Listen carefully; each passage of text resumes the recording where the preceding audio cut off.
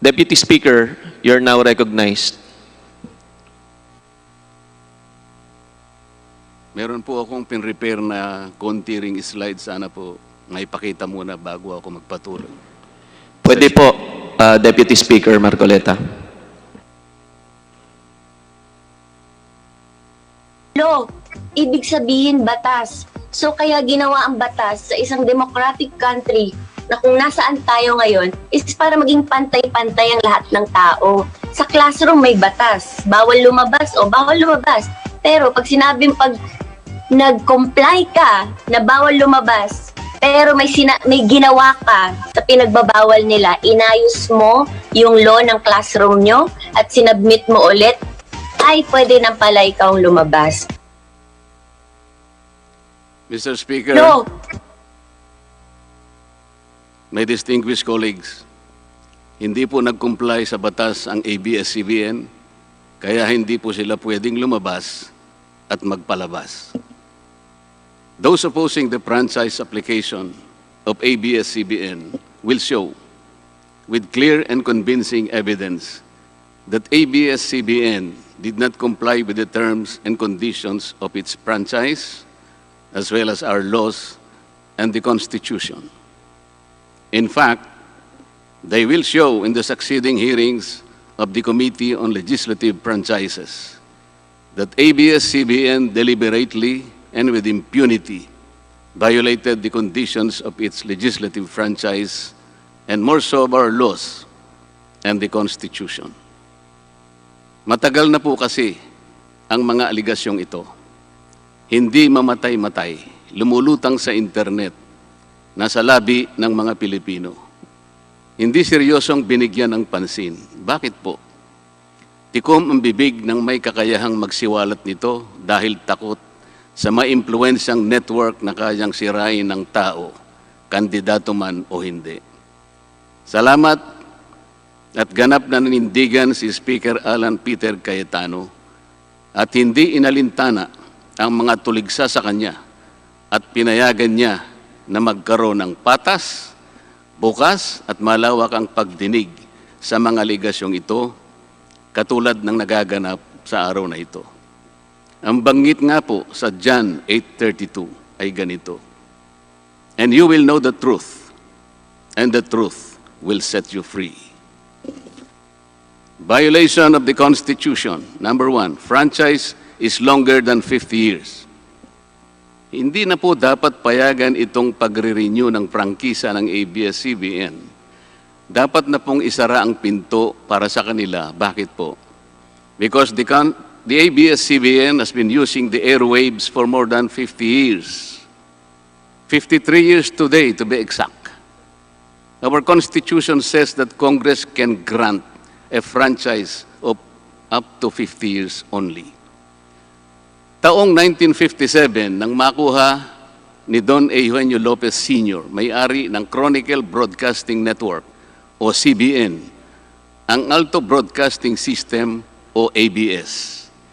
Simula po noong 1967 ay naging ABS-CBN na po ang tawag dito dahil sa merger ng ABS at CBN. Kung susumahin po natin ang prangkisa nito simula noong 1967, ay 53 taon na po itong gumagamit ng airwaves magpahanggang ngayon. 63 years naman po kung susumahin natin mula po ng pagkakakuha ng CBN sa ABS noong 1957. The Committee on Legislative Franchises should not allow itself to be used by ABS-CBN to again circumvent the Constitution and violate the categorical 50-year limitation imposed on franchises. Hindi na po dapat buhayin muli ng Kongreso ang prangkisa ng ABS-CBN sapagkat ayon po sa ating saligang batas, ang buhay ng prangkisa ay hindi dapat lumampas ng 50 taon. EDSA Revolution. Siguro po may mga ngatwiran at sasabihin ng ganito, isinara naman ng martial law ang ABS-CBN. Di po ba? Dapat huwag bilangin ang panahon na yon. Tanggapin po natin sandali na isinara nga ang ABS-CBN simula Setyembre 23, 1972, pagkatapos na ideklara ang martial law.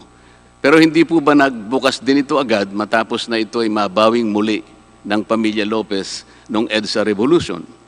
Hindi ba't kulang-kulang 13 taon din po ang namagitan na panahon? So let's assume that we subtract 13 years from the 63 years that ABS-CBN has been in operation starting 1957 when CBN acquired ABS. Hindi ba't 50 taon din po ang magiging resulta? Ibig pong sabihin, tapos na at paso na pa rin ang prangkisa ng ABS-CBN with or without martial law. Hindi ba't sobra-sobra pa rin ito at lalabag pa rin sa ating saligang batas? Naging palasak nga noong panahon ng martial law ang kantsaw na tama na, sobra na. Subalit ang mahalagang tanong po ng taong bayan na hindi pa nasasagot magpahanggang ngayon ay kung paano biglang nabawi ng mga Lopez ang ABS-CBN mula sa pag-aari ng gobyerno pagkatapos maitalaga ang Cory administration. Sinulatan po noon ni dating Senador Lorenzo Tanyada ang Presidential Commission on Good Government na isoli na sa mga Lopez ang ABS-CBN kahit may arbitration pang nagaganap sa pagitan ng pamahalaan at ABS-CBN. Na i-turn over po agad ang istasyon ng ABS-CBN sa mga Lopez sa kabila ng wala pang pagtukoy sa tunay na pagmeme-ari nito ayon sa kautusan sa Board of Administrators na binuo sa Letter of Instruction number 1 ni Pangulong Cory Aquino. Sa ngayon po ay wala man lang mailabas na papeles tungkol dito ang PCGG. Nagbayad po ba ang ABS-CBN sa Administrasyong Cory Aquino? Nag-public bidding po ba? Bakit tila ura-urada at habang magulo pa ang lahat dahil katatapos lang ng EDSA Revolution, ay biglang napasakamay na muli ng mga Lopez ang ABS-CBN. Nakabatay po ba ito sa batas? Hindi po ba dapat sagutin ng ABS-CBN ang mga tanong na ito upang mapanagot po ang dapat na managot kung meron man? Foreign ownership. Puntahan naman po natin ang muling pagbubukas ng ABS-CBN noong 1986. Pati po kasi noong panahong yun ay may paglabag na rin sa ating saligang batas. Ano po kaya yun? Dahil Amerikano at hindi Pilipino ang may-ari at namahala sa ABS-CBN na mariing ipinagbabawal ng saligang batas. Congress should deny the franchise application of ABS-CBN for its clear violation of the Constitution, requiring 100% Filipino ownership and management of mass media companies. ABS-CBN's former president, Mr. Eugenio Gaby Lopez III, was an American citizen when he took the helm of the company in 1986 as director, then president, and then chairman in the later years. It was only in 2000 that he petitioned for recognition of Filipino citizenship and was issued a certificate of recognition as a Filipino citizen in 2002. At kahit sabihin po nating wala na ngayon sa management ng ABS-CBN si Ginoong Gaby Lopez, nagpatuloy pa rin ba sa paglabag sa saligang batas ang ABS-CBN? Opo. Dahil magpahanggang ngayon ay nagbebenta pa po sila sa mga banyaga, mga hindi Pilipino, ng pag-aari o ownership rights ng ABS-CBN. Through an intricate web of corporate layering, ABS-CBN lets non-Filipinos to own its common shares through the issuance of Philippine Depositary Receipts o PDRs. In September 1999, the ABS-CBN Holdings Corporation offered 132 million Philippine Depositary Receipts underlying the 132 million common shares of ABS-CBN. Immediately prior to the closing of the PDR's offering, Lopez Incorporated, the main stockholder of ABS-CBN Corporation, transferred 132 million ABS-CBN shares to ABS-CBN Holding Corporation, its alter ego.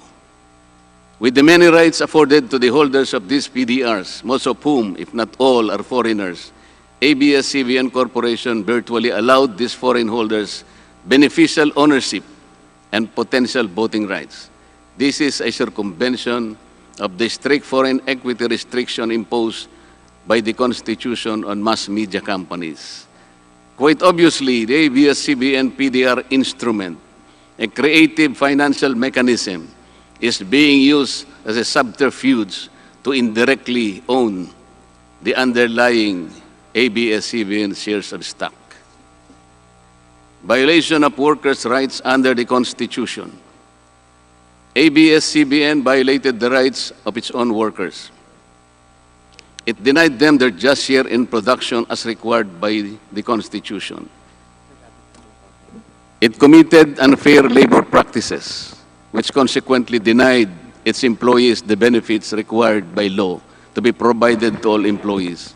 Isang halimbawa po dito ay ang asunto na isinampa ng halos 100 o mahigit sa 100 manggagawa ng ABS-CBN sa National Labor Relations Commission o NLRC dahil sa pagtanggal sa kanila dahil sila raw ay mga talents lamang at hindi mga regular na empleyado. Nanalo po ang mga manggagawa sa NLRC at maging sa Court of Appeals. Bakit hindi na lang nila sinunod ang hatol at umapila pa ang ABS-CBN sa Korte Suprema? Ito ba yung sinasabi po kanina sa opening salvo na ang pagmamahal sa kanilang kapamilya ay ganun na lamang? Mali naman po yata na sabihin ng ABS-CBN na lampas sa 11,000 ang mga empleyado nito dahil kung ito po ay masusi nating iimbestigahan, may 2,661 at isa lamang. 2,661 ang mga regular na empleyado nito. Ang karamihan po o mahigit na 8,500 na kawani ng ABS-CBN ay tinagurian nilang independent contractors or talents, project workers at contractuals lamang kahit na pang-regular na empleyo ang trabaho nila. Ayon po sa ating labor code, kapag pang-regular ang tungkulin ng isang manggagawa, dapat siyang gawing regular employee. Hindi dapat contractual. Hindi dapat independent contractor, talent o kaya'y project worker lang. Malinaw na labag sa batas ang ginagawa ng ABS-CBN. Sana ay ibalita rin po ito ng TV Patrol upang mabunyag ang libu-libong endo sa kanilang bakuran. ABS-CBN has not regularized its contractual workers and talents despite performing the functions of regular workers.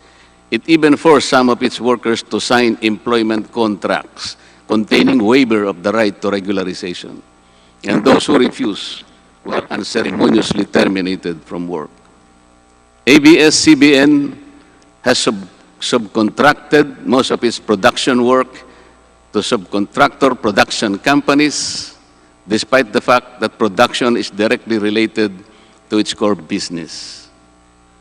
These production entities are paid minimally, whose workers obviously get lesser benefits and take-home pay compared to ABS-CBN's regular employees. And yet, the profit generated by ABS-CBN from its independent production companies appear greater than its expenses, especially those expenses that are even deductible for income tax purposes. Kung kaya't hindi po may kakaila sa publiko na napakarami ng labor cases na hinarap at haharapin pa ng ABS-CBN. Ang masaklap pa po dito ni hindi nagbibigay ng contribution ang ABS-CBN para sa benepisyo ng kanilang mga empleyado. Dahil po sa 2,661 lang ang regular employees nito, ang mga ito lang ang may benepisyo. Ang iba po na mahigit 8,500 na nagtatrabaho sa ABS-CBN ay wala po ni katiting na government-mandated benefits na natatanggap katulad ng SSS, PhilHealth, o kaya Pag-ibig.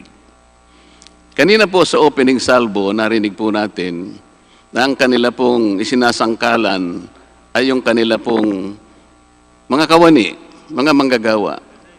Ang kongreso pong ito ay nakikidalamhati. Nalulungkot din po. Bakit naman po hindi? Kung pwede po nating ipaghalimbawa, sandali lamang po, ang ABS-CBN sa isang jeepney driver. Alam po niya na wala siyang prangkisa. Nagsakay po siya ng napakaraming pasahero. Yung mga pasahero naman po, bago sumakay doon, hindi naman niya tatanungin sa driver, Mamang chopper, kayo po ba ay may prangkisa? Yung rota po ba ninyo, pinapayagan yan? Wala pong nagtatanong na gano'n kasi mabilisan eh. Pare-pareho pong nagmamadali. Anong pong masita siya ng LTFRB? Gagamitin po ba nung driver na yon o nung taxi driver na yon o yung bus operator na yon? Kawawa naman po yung pasahero namin kung patitigilin mo ngayon. Meron pong pupunta sa ospital, meron pong pupunta sa trabaho, meron pong pupunta sa eskwela. Napakarami pong gawain itong mga taong ito. Ito po ba ang ibibigay po ninyong halimbawa? Hindi po ba dapat kayo muna ang kauna-unahan na nag-isip ng kapakanan nila? Ilagay ninyo sa magandang kalagayan ang pagpapatupad ng prangkisa ninyo at wala pong malalagay sa alanganin. Huwag po ninyong isasangkalan ngayon ang inyong mga manggagawa at kani-kanilang pamilya. Hindi po ganun. Sasagutin po ninyong aligasyon na ito, hindi po sa pamamagitan ng emotional appeal.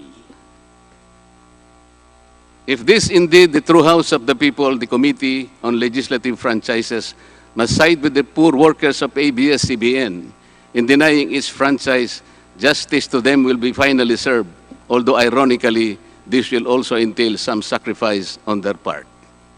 Political bias.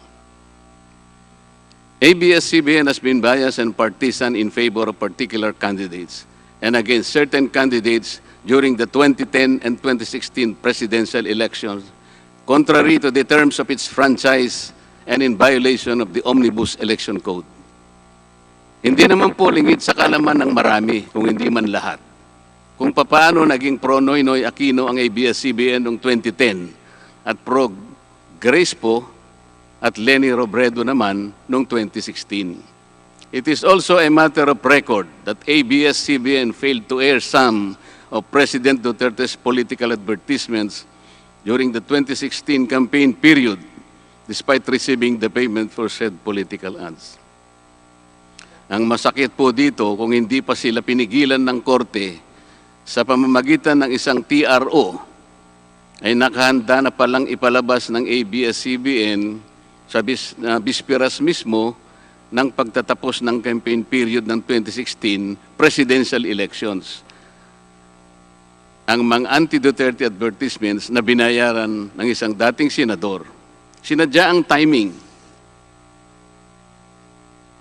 para hindi bigyan ng pagkakataong makasagot pa si Mayor Duterte na noon ay kandidato bilang presidente. Mabuti na lamang at napahinuhod ng ang korte ng petisyon ni Speaker Alan Peter Cayetano na noon po ay Vice Presidential Candidate ni Pangulong Duterte at dagliang nag-issue ng TRO ang korte sa ABS-CBN. It is now a public knowledge that President Rodrigo Duterte and Speaker Alan Peter Cayetano expressed their disappointments over ABS-CBN's unfair reportings and meddling in previous elections. For those opposing the franchise application, hindi na po dapat payagan ng ABS-CBN na muling pakialaman ang politika sa ating bansa. Panahon na para ang taong bayan ang pumili ng mga namumuno na gusto nila at hindi ang napipisil ng ABS-CBN. Paalala lang po sa ABS-CBN, you are a broadcasting company, not a political kingmaker. Either you play ball or you play fair. Multiple channels in one franchise. Mga kababayan, inabuso po ng ABS-CBN ang kanilang prangkisa. Sa hindi nila maipaliwanag na dahilan o maaari namang sinadya na gamitin ang kanyang prangkisa para sa isang channel lamang, pero gumamit pa ng ibang prangkisa ng telekomunikasyon na hindi naman pang broadcast upang mas kumita at makapagbenta sa pamamagitan ng maraming channels. ABS-CBN violated the terms and conditions of its franchise by offering its TV Plus boxes for a one-time fee but using the free-to-air signal authorized in the franchise granted by Congress at no cost to ABS-CBN. Tubong lugaw, ika nga. But this practice of ABS-CBN without permission from Congress or the National Telecommunication Commission is killing the cable industry, which depends on monthly-based subscription of its clientele. At bukod po sa pagbebenta ng TV Plus box sa publiko, sa Kapamilya Box Office Channel na nakapaloob dito, ay nagawa pang maningil ang ABS-CBN sa bawat pelikulang gustong mapanood ng publiko sa KBO Channel. Ibinenta na nga ang TV Plus box, ibinenta pa rin ang mga palabas na pwedeng mapanood sa TV Plus box. Dobleng tubong lugaw na po ito. Hindi po saklaw ang mga ito sa prangkisa na ipinagkaloob ng Kongreso sa ABS-CBN.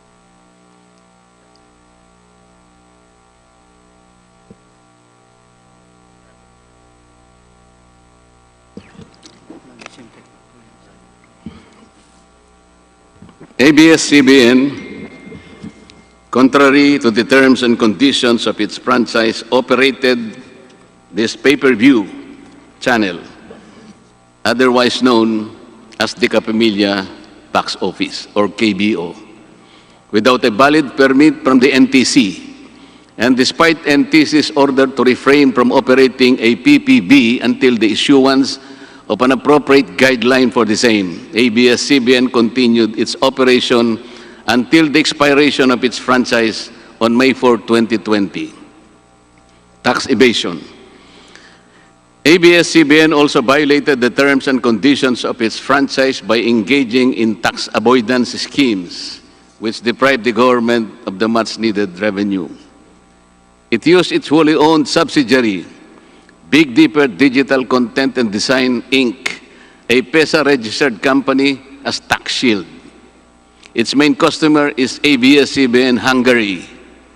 And because of this unconscionable tax avoidance scheme, ABS-CBN alleged effective tax rate in 2018 was at negative 5%. This means that ABS-CBN managed to avoid paying taxes in 2018. Bakit po ang GMA7 na hindi naman kasing laki o kasing yaman ng ABS-CBN ay nakapagbayad ng buwis sa pamahalaan ng 1.6 billion pesos noong 2018?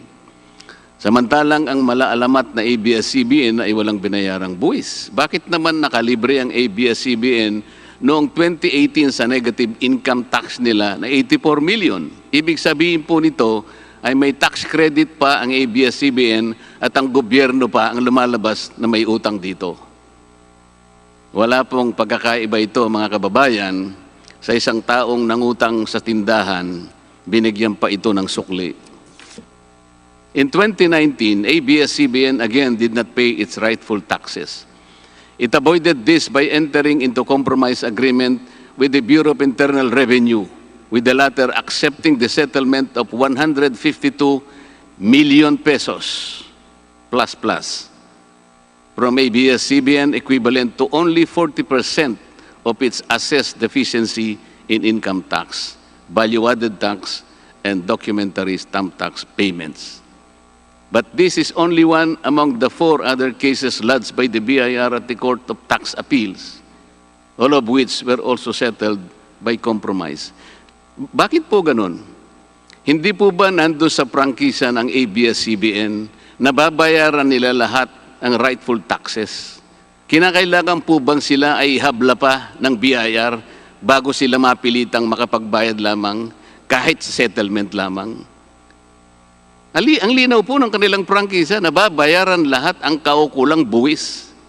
Bakit kailangan pong sila ihabla at idemanda pa ng BIR para lamang sila ay makapagbayad? There are also allegations to date that ABS-CBN's Lingkod Kapamilya Foundation, ALKFI, is being used as ABS-CBN as tax shield, and that ALKFI also failed to file donor's tax return and pay the donor's tax. Ito po ang mas nakalulungkot dito, mga kababayan. Kapag politiko o government official ang nagkawang gawa, epal ang tawag dito ng ABS-CBN. Kahit mula pa sa sariling bulsa ng politiko ang pinanggalingan ito. Pero kapag ito ay galing sa lingkod kapamilya, puro pangalan ng ABS-CBN ang kanilang pinangangalandakan, katulad po ng nakita natin ngayon. Alam naman natin na galing naman sa lahat, sa mga donors ang pondo na ginamit nila. Meron po kayang nanggaling sa yaman ng ABS-CBN. Di baling ang pantulong ng ABS-CBN ay galing sa donasyon ng ibang tao. Di baling ang perang pantulong ay mula sa tax avoidance ng kumpanya. Ang mahalaga ay mapalabas nila sa pamamagitan ng sa mamamayan, katulad po ng nakita natin ngayon na napakabuti at napakabait ng ABS-CBN.